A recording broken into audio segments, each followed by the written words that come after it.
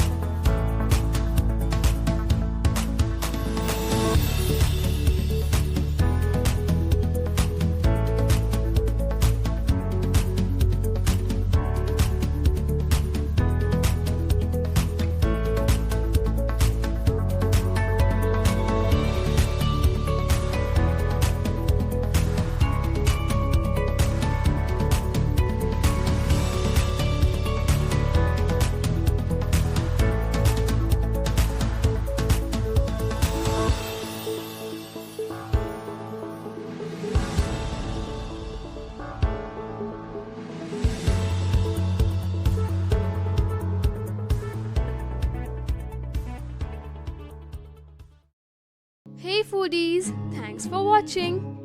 Please like and comment and subscribe to our channel. Don't forget to hit the bell icon because we come up with new videos every week.